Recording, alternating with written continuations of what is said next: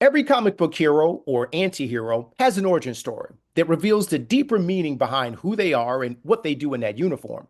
There's usually some level of trauma that forces them to jump into action and save others, or go on vigilante missions to eliminate evildoers that are hell-bent on harming the general public. In this regard, Riri's no different from the other people that have come before her. She's experienced violence firsthand and reacted to that tragedy by pouring all of her energies into creating an iron suit that would help her make a difference. But the feedback from a lot of critics is that her story's not relatable or that the character's unlikable due to some of the moral choices she's made. I've also seen very spirited internet discussions about her being arrogant or being better than Tony Stark or proclaiming that she's better than Tony Stark. Let me be clear. Tony Stark was an arms dealer that was extremely pompous about his intelligence and access to wealth. Tony was also born with money and resources, very different from Riri, but chose to do questionable things on his path to becoming a hero to mankind. Yet when Riri, who's much younger and less experienced, takes a similar path, she's judged more harshly. Riri did what she needed to do out of necessity and survival. So the question becomes, when the lead character is a beautiful woman of color, are they not allowed to be flawed and grow into becoming a heroic figure similar to their counterparts? Let's talk about it. 0, 1. Let's get started.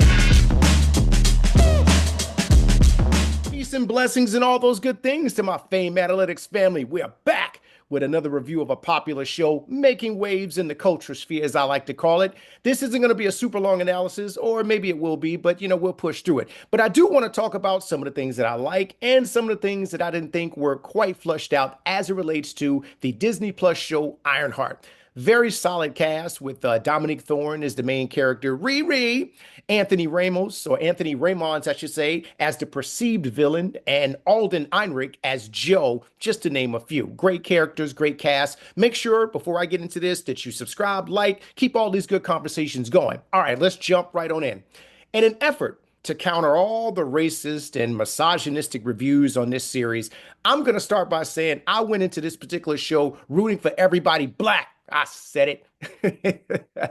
The amount of hate and vitriol for a show with a black female lead that hadn't even premiered yet was on brand for this pocket of time that we're in. But it was also really disappointing to see so many people not give this show a fair chance.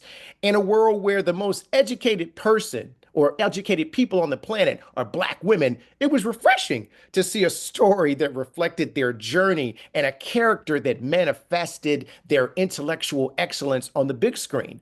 I love that they gave some background on how Riri was a young prodigy in the tech field and earned an opportunity to be at MIT by putting her brilliance on display. The series also made her and the world around her unapologetically black. From her community to her most trusted friends, everything was in place. Now, it's totally understandable if everybody can't relate to this aspect of the story. I get it. But young women of color can see themselves in Riri, and to me, that's a huge win for the present and future generation of engineers. I also enjoyed the overall story. Sorry, I thought the pacing was a bit slow, but it did feel like they were trying to set up a story to prepare the audience for what's coming up next. They only had 3 episodes, so they really needed to pack a lot of details in over a shorter period. So I can understand where some of the pacing was a bit slow. I get that. I'm not disagreeing on that. But I also do agree with the consensus around having more information around Riri's reasons for wanting to build and enhance the Iron Suit. I did feel that the writers could have given us a little bit more of a reason as to why it was so important to her outside of doing something iconic or because she could. I saw a lot of critics talking about the CGI and the fight scenes being lackluster.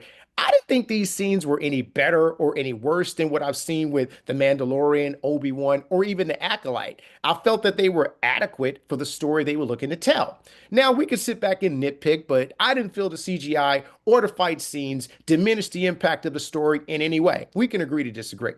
Many fans and critics didn't seem to connect with Riri's personality and kind of labeled her unlikable. Now, I think that's a bit, subjective, but in all fairness, I think people need to really take a look at why Riri is the way she is. Like, we're talking about a child prodigy that had the privilege and burden of proving her intellectual value at a very young age.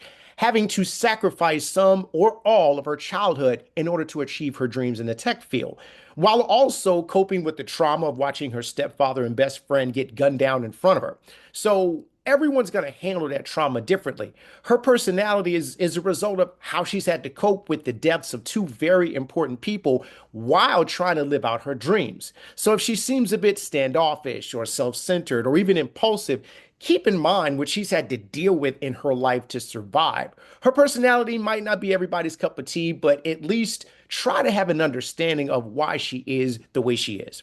And lastly, I'm not sure why everybody hates Natalie. I mean, she's a product of Riri's subconscious and transformed into an AI avatar that can help her with the suit as well as serve as a companion. I mean, she's got all the characteristics of the original Natalie and the ability to continue learning. So she kind of serves to me as the much needed comic relief for Riri, who can be a bit uptight, as we just talked about.